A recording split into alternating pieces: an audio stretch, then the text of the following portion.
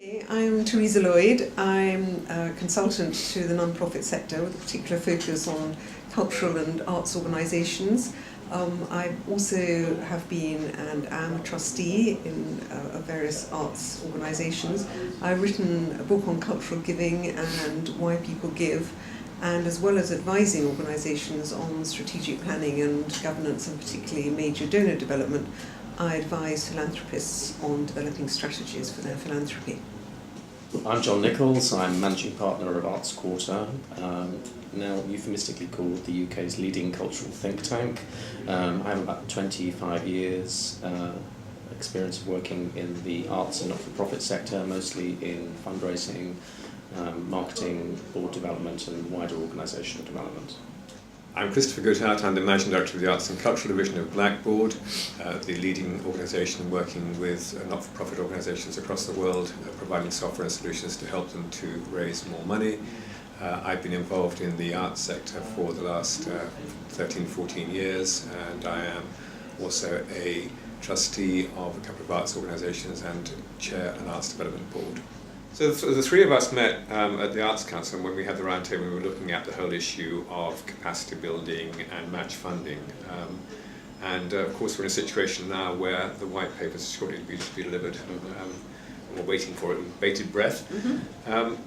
One of the things I think that we felt, generally speaking, was that the whole issue of how organisations' missions look at fundraising is something that perhaps needs reviewing. Do you have some thoughts about that? But very much so. I think one, as I explained, I work across different sectors, and one of the things that's very apparent, one of the differences, is that very few cultural and arts organisations have sustaining the long-term financial security of the organisation as part of their mission. And not surprisingly, because they're not essentially fundraising organisations as, for example, say the Children's of this world are. But what this means is that it's not a priority task. Trustees, with honourable exceptions, don't necessarily see that as their responsibility.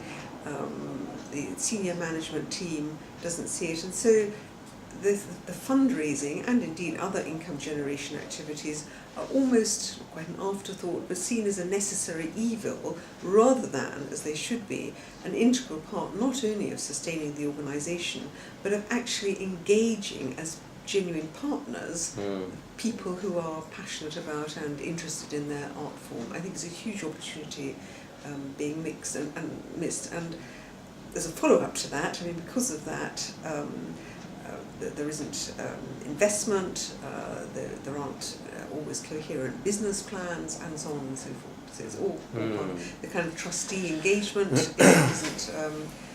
Doesn't follow. It's seen as it's okay for trustees to say, oh, well, all that nothing to do with me. I don't do relationship development and fundraising, and everybody nods sympathetically instead of saying, oh, well, in that case, terribly sorry, but it's not what we need. John, when you were talking to boards, do you find that organisations are actually getting their boards as one of the requirements to become a trustee is that they will look at fundraising? It doesn't necessarily come at the top of the list, and in the one-on-one interviews we do with trustees in terms of understanding how we can work with individual organisations, invariably they have not joined the board to assist with the fundraising in any kind of proactive way. And where that is becoming increasingly a specification in any kind of trustee recruitment, it's still isolated. Most organisations appear to be looking for one or two trustees with specialist fundraising experience on whom the pressure is put. It's almost treated as if those trustees are like the treasurer, if you like. They are charged to deal with the fundraising activity of the organisation, to provide mentoring skills or provide contacts in the same way as the treasurer looks after the books. It's something that happens somewhere else in the organisation. I think it is possible to combine, to have an approach. This happened when I was on the board of Sadler's Wells, and I think it worked well, where there is, if you like, the lead trustee role, so somebody takes responsibility for mentoring, championing the development team in this example, and the treasurer, as you say, and then there was a capital project, so there were people who knew about property and civil engineering and so forth. but also that it's very clear that there's a collective responsibility for the financial health of the organisation, and for people to be ambassadors. It's not about everybody giving lots of money, and it's not even about everybody being up for asking for money, although somebody has to ask, but it is about everybody seeing it as part of their responsibility, and understanding the process, that the organisation yes. will flourish, has to flourish for the art to thrive.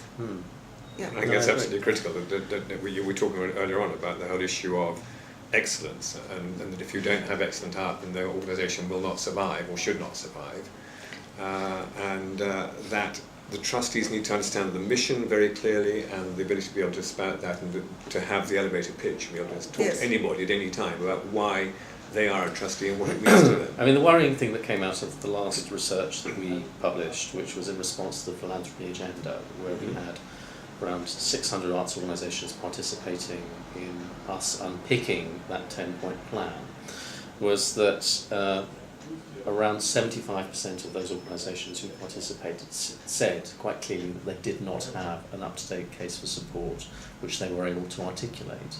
Now, at a time when so many of them are now increasingly looking for funding from the private sector, that's a deeply worrying situation.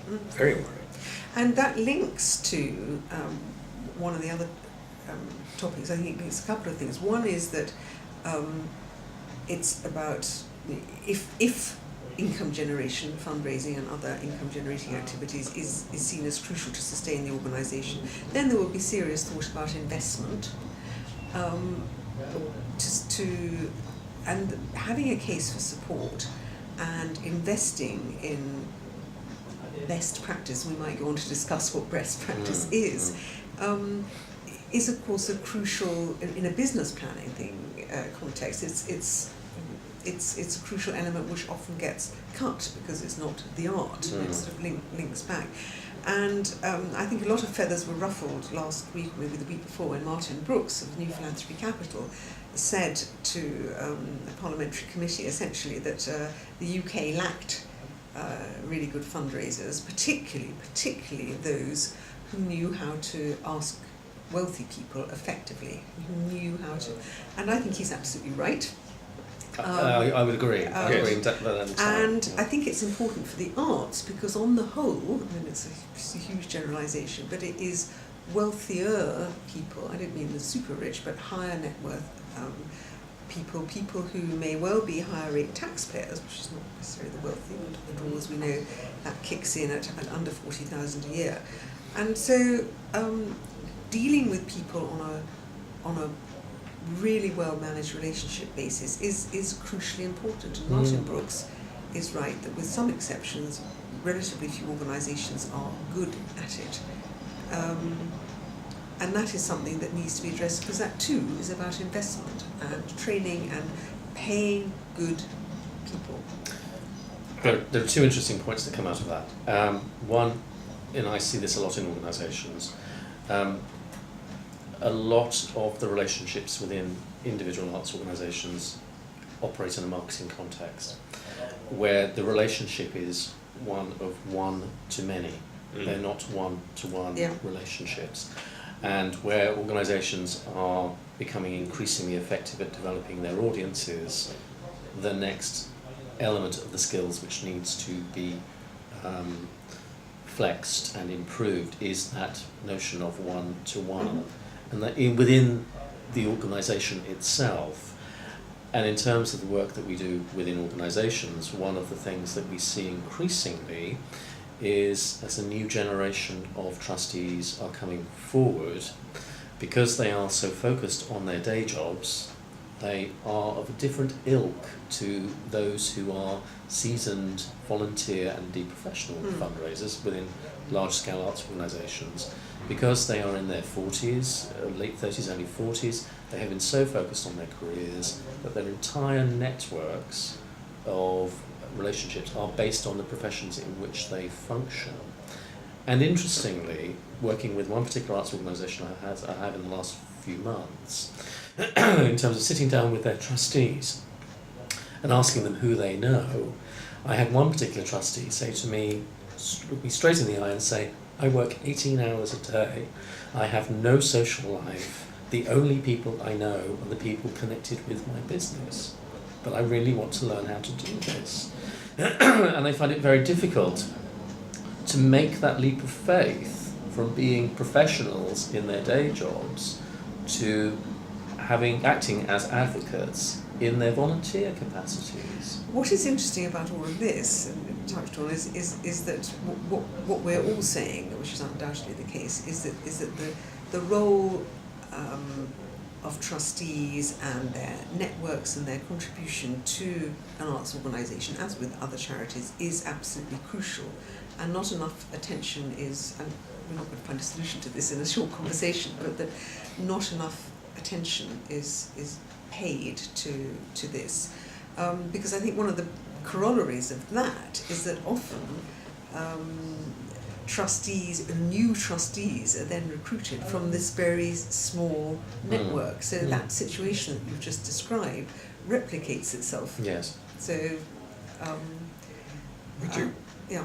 I mean, you also get a situation away from the trustees within organisations themselves, whereby you find that, I think you were talking about this earlier on, John, that you've got the trust and foundations manager who's looking at things, and you've got somebody else who's looking at high net worth individuals, somebody else who's looking at membership.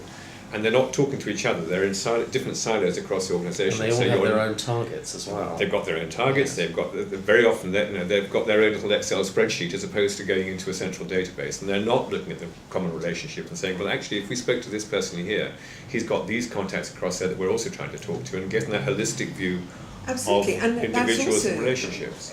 About investment. It's partly mindset, and it's then saying, how do we ensure that we capture all these relationships? We develop a research profile, we invest in a research, somebody who can conduct the research. We all know it's rather frightening what can be found out completely in the public domain about people, and then put together, which enables one to sort of say, he's on the board of X, she's on a trustee of Y, and so on and so forth. And I think that's absolutely crucial. And coming back, and building from what was just said about the trustees and possibly the risk of small networks, of course, what we all know, is that particularly with major donors who get involved in an organisation, they want to meet those who deliver the mission. They want to meet the artist or the curator or the set designer or the wig maker or indeed the singer or whatever. They don't want to meet fundraisers, or at least not only fundraisers, however knowledgeable and charming and all the rest of it they may be. And so I think part also of the challenge is to ensure not only that the curators and the wig makers and so forth are, so to speak, up for this, are trained, see it as part of their role, don't do it as a favour, because Teresa, you asked nicely, so all right, Yes. I'll come, but it is actually part of their role and performance evaluation, if you like, that engaging with existing and potential donors is something that, as we all know, can actually be hugely fun, because somebody who's passionate about opera or Lucian Freud paintings or photography or whatever may be actually quite knowledgeable, albeit in a very small area of the activity of the organisation, and those relationships can be very positive. But that is also part of understanding the mindset of donors. Culturally, I see something which is always alarming when I hear it in organisations, which is when I ask who does the fundraising, I hear from the chief exec. Yeah. We all do the fundraising. And as you walk around an organisation talking one-on-one with staff, you know for a fact that none of them ever actively get involved in the fundraising, other There are than some. the fundraiser, There- with some notable Yes. exceptions. Yes. It's a bit like in a commercial organisation where we're all salespeople, we're all Yes. involved in sales, and you Yes. know that very few people actually get involved in the sales directly, Yeah. and the same thing applies. And just in terms of fundraising capacity and best practice, and my perception is that there are huge differences in terms of what happens within what can be done by the best organisations and what's being done by some other organisations, so that even basic things like getting your thank you letters out and responding to that seems to be lacking very often. And is that something that you're coming across particularly? Well, certainly, Anthony, we were sort of talking about it earlier, and it's sort of very simple things matter. I mean, having people's names spelled correctly, saying thank you very promptly. Some very interesting research, and this done in the States, because not enough examples here. This is something that trustees can do. If somebody makes a gift, if the next day, certainly within 48 hours, they get a letter from a trustee, and if it's a big enough gift, the chairman, which says, "Dear so-and-so, I understand we've just given us X thousand, 100 or whatever, depending on the size of the organisation. This is fantastic news. Of course, the development office, the development director, whoever it is, will be in touch with all the appropriate administrative acknowledgement and so forth. But I wanted you to know how thrilled we are, and this made such a fantastic difference to the organisation." And the indications are that the next gift, when a board member says thank you like that within a very short time, is 37% higher. Now it costs absolutely nothing. You could actually supply a trustee with a stamped envelope, for goodness sake. And yet, when I talk to organisations, it's surely very easy to implement this. Some people don't deserve to raise money. Just from a practical point of view, we just finished working with an organisation where we found an awful lot of that, where there wasn't the simplest of acknowledgement processes being undertaken, and they have some very high-level trustees who are very keen to help but don't know how to help. And one of the things we had to do at the outset was just to say to the fundraiser, who admittedly didn't have a huge amount of experience and had found themselves landed in the job rather by accident rather than by fate, and it was setting them up in such a way so that they spoke pretty much on a day-to-day basis of the PAs of their trustees. Indeed. Those relationships are potentially the most important and most valuable ones that any fundraiser can have. I think that's right. When I was at Save the Children, that's Yes, exactly what you I did. know Very that- friendly with everybody's PAs. Yeah, those PAs do your job for you, and courting them and having a good, productive relationship with them can be so critical. And that's you're talking about the trustees as opposed to the high net worth individuals who they might be approaching. And both indeed, directions. where you Yes. have a high quality relationship with a high net worth individual, it may well be that they have a PA of their own, and getting that person engaged in your organisation and indeed thanking them for what they do for you in facilitating your relationship is critical.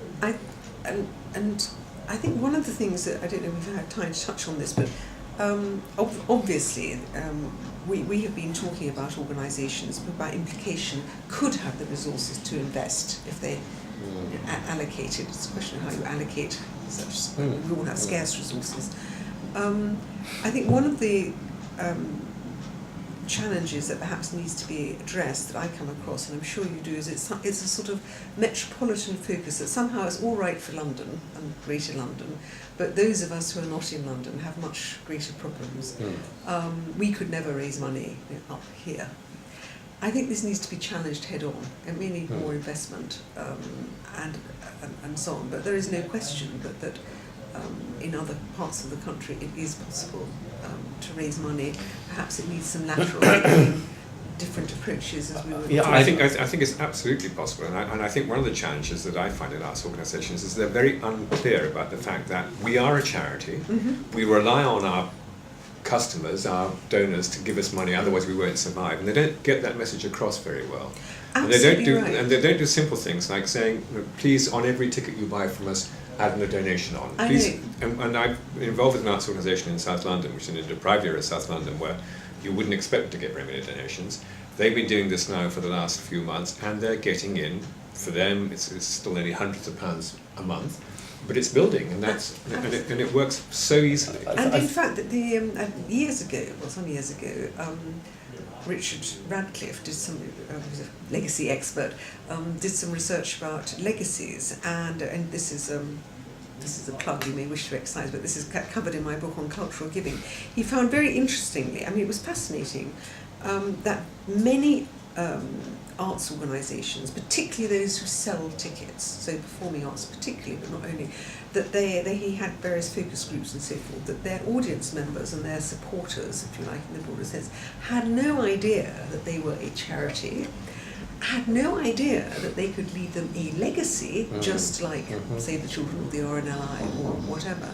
And I think in terms of missed opportunities and bridging the funding gap, which is one of the things that we're talking about, legacy marketing is a massive failure, I would say, in the arts sector. With obviously, in the broader cultural sector, the National Trust and so on, and the Art Fund, does. Well, I mean, we did well, some research work on that earlier this year, which we picked up in the last research project, and I think, in general terms, I think only about 10% of those organisations who responded actually said that they actively market themselves as legacy recipients. And one of the reasons I found is that it's long term. It's this exactly constant, that. say, oh my gosh, but if we invest money now, we mightn't see any for 5-10 years. And it's always put off. It's always put off. And I just want to go back to that regional point that you made.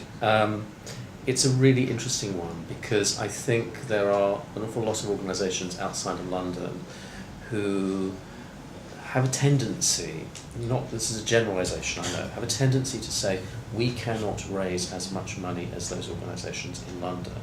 And they look at a very conventional model. They look at that combination of corporate gifts, trusts and foundations, and individuals in the terms of grants, sponsorship and donations. There are indeed, as we've already agreed, a wealth of opportunities out there in terms of legacy giving, in terms of gifts in kind, in terms of different kinds of corporate relationships that are specific to those regions, that have the potential to allow organisations outside of London to create very different dynamic fundraising models that could be quite different from the conventional model which is prevalent possibly in London and the South East. And I think there is an opportunity for someone, whether it's within the public sector or the private sector, to support those organisations outside of London to create those new models of philanthropy which will allow those organisations to thrive. I think that's right, and also I think I mean we do have to recognise that for some organisations and some a small arts festival is always going to find it a different kind of challenge than an organisation that would like to see itself as being there in perpetuity, such as an orchestra. We haven't touched on, because we don't quite know what's going to happen, as was said at the beginning about the white paper and endowments and so on and so forth. But for a few organisations, and this perhaps links to legacies, creating a long-term endowment to sustain, if you like, fill the funding gap, to provide a buffer against the volatility of the marketplace and allow greater risk, I think there may be an opportunity, but it's absolutely not for everyone. I think that there are two other points. One is that I think it's back to this silo mentality, but it's a different kind of silo.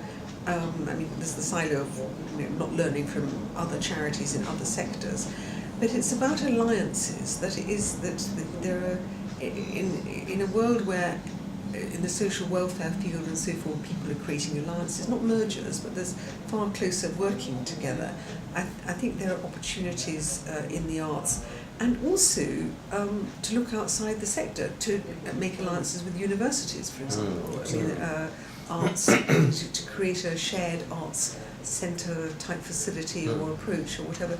All that kind of thinking, which isn't happening, and this is part of the desperate focus on the short term. So we're not going to think about legacies because we won't get money this year. We're not going to think about, and it's saying, I haven't got time. And this is demonstrating, I think, a lack of a business-like approach. Because it's not that they have to be, as it were, have only business values, but actually thinking strategically.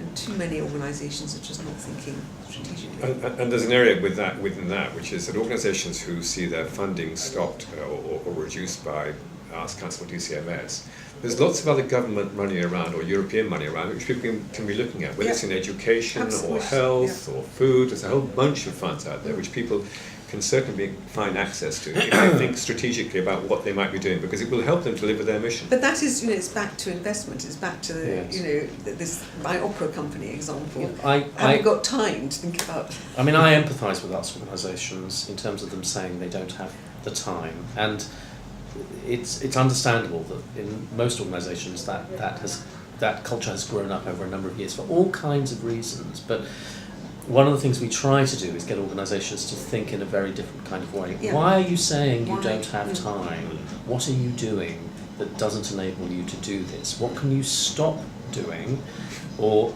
move off your list of priorities and place it somewhere else temporarily to allow you to do the fundamental things that are going to enable you to move your organisation forward? Absolutely, and linked Which to is that critical. is and where could you find the resources or expertise to do what you need to do? At And trustee often, level, exactly. in terms of your fundraising It's about relationships, alliances. yes. encapsulating what is it that we actually need. And that important thing, which you just said, which is, I mean, we have internally here, we have 5 strategies, and the 5th strategy is stop doing everything else. Because if you really focus on what you're doing, you'll do it much And better. human nature is such that it's very difficult to stop doing everything else, Yeah. and it requires organisations to take a leap of faith, and for someone at a very senior level, chief exec, at trustee level, wherever, to say these are the things we are no longer going to do, so we can focus on our future. I think that's right. Yeah. What about the whole issue of donor acquisition? It seems to me that, I mean, for small arts organisations, they sit there and they scratch their head and they say, we don't know what to do. We need to run a campaign. We don't know even how to approach local organisations to get any kind of corporate things, and we certainly don't know what to do about going out to find money from individuals. So you encourage them to look at their database and to trawl that and see how many millionaires they've got. And they're always surprised that there aren't millionaires sitting in their database who they never thought of. But then having done that, they're then worried about, well, I don't know quite how to approach them. What's your advice in terms of how they can move on from that in terms of I mean, we acquisition? do quite a lot of wealth screening for organisations and help them go through that process of understanding who they have and the power of research and understanding, building up a full portfolio of information on each of the prospects that they have. Having said that, there are an awful lot of organisations who get to that point, and it goes back to that point I made earlier about being good at the one-to-many relationships and not good at the one-to-one. They get to a point where they cannot take that leap of faith in terms of making that approach.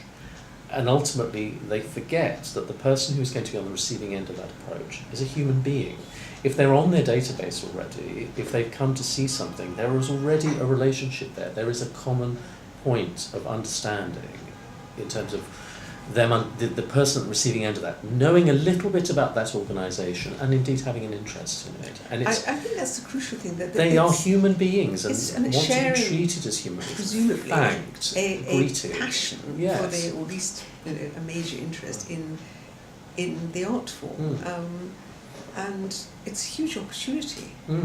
But they need to be cultivated. The danger for organisations, they think, we've identified X as a millionaire, we're right now asking for some money, as opposed to going down the best practice route of encouraging them and bringing them in and I think getting them to what is understand. interesting, and this is a fact at the moment, it's not necessarily good news, but I'm getting a lot of feedback, not only in the arts sector, in other sectors, this is for really major donors, that the kinds of gifts, and from, as it were, relatively warm prospects, not a completely cold call, so to speak, that might have taken 18 months or at the most 2 years to bring to fruition, I mean a really major gift, is now taking 3 or 4 years. I mean, that it's taking a long time. And so it's back to understanding about exactly cultivation, understanding about nurturing relationships, whom people want to meet,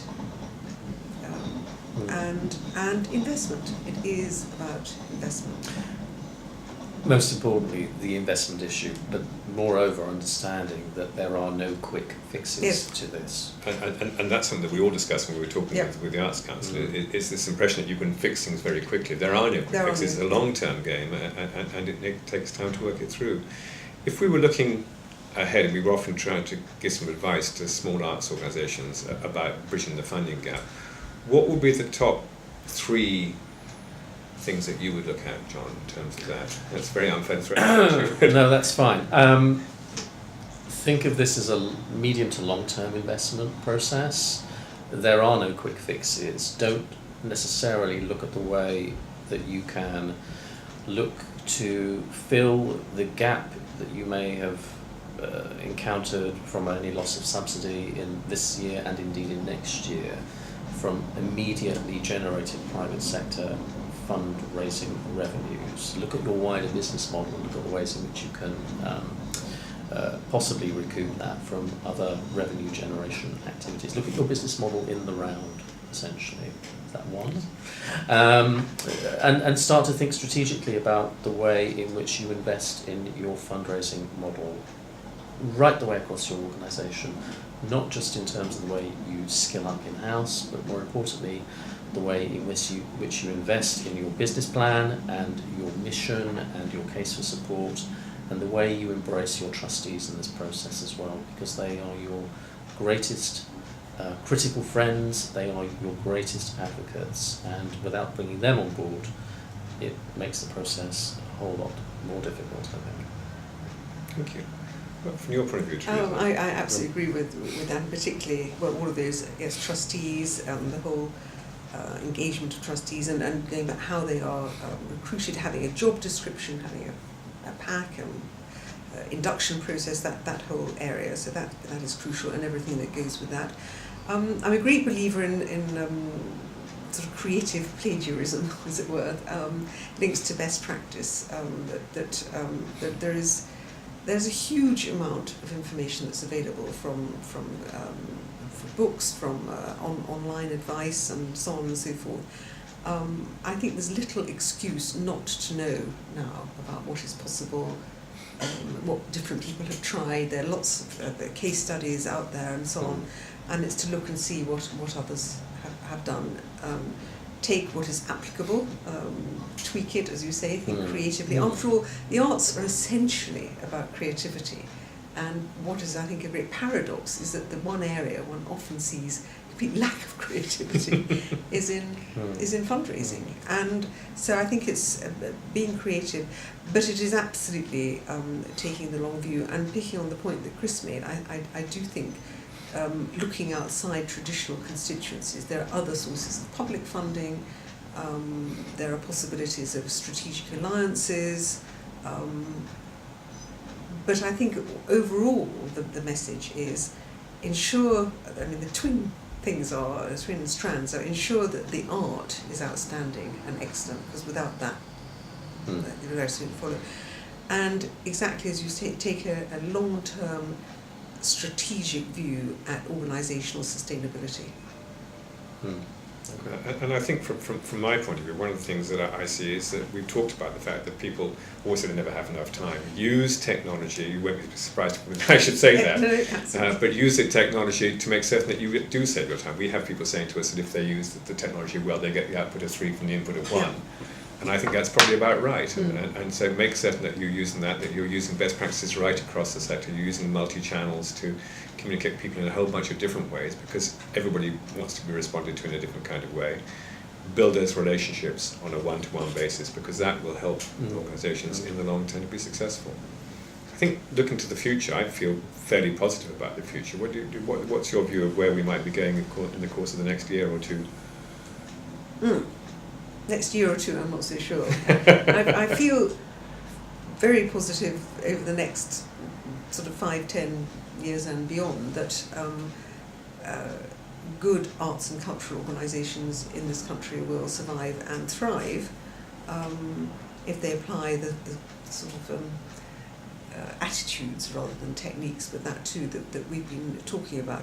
I think there is no question that some organisations will find it tough, because they will not, for whatever reason, have the mindset or capacity or will to take note of the fact that it is a changing world, and will spend too much time wishing about what might have been, instead of, I think, embracing the opportunities, because there is no question that there are opportunities for arts organisations, particularly to engage individuals and trusts. I think the whole corporate area is slightly different. More of a challenge. I'd agree with that. I would go so far as to say I think tough times for arts organisations could last the lifetime of this Parliament. I mean, every year we conduct something called the Economic Impacts survey of the cultural sector, and we're just about to commission the 4th such survey. And at the end of the 3rd one, in our conclusions, we put forward the theory of there being a double-dip recession for the cultural sector, and I think we're potentially in the throes of that right now with the cuts in public subsidy. And I think the Olympics will have an effect on arts organisations. I think they will potentially lose ticketing revenue from that, and potentially some donor support too. I go on to agree with you, Teresa. I think those arts organisations who will survive are going to be those who take the long-term view, those who start to invest in their futures now, so that they can reap the rewards sooner rather than later. And I wish those organisations well, because I think they are the ones who ultimately deserve to continue to create good art. It means that some organisations are going to have to make some very tough decisions about their futures, and we see organisations doing that quite a lot at the moment. They are very forward-thinking. Many of them have not going into the national portfolio, but they are taking that decision on the nose, and they are moving forward positively with very interesting investment plans. I hope to see a lot more organisations do that. And I think that the one thing that all arts organisations need to be able to do is to remember you have to be brave. You have to ask. And that's the other thing about if you don't ask, you don't get, and it's so fundamental to what they do. Well, thank you very much, both of you guys. Thank you. Good conversation.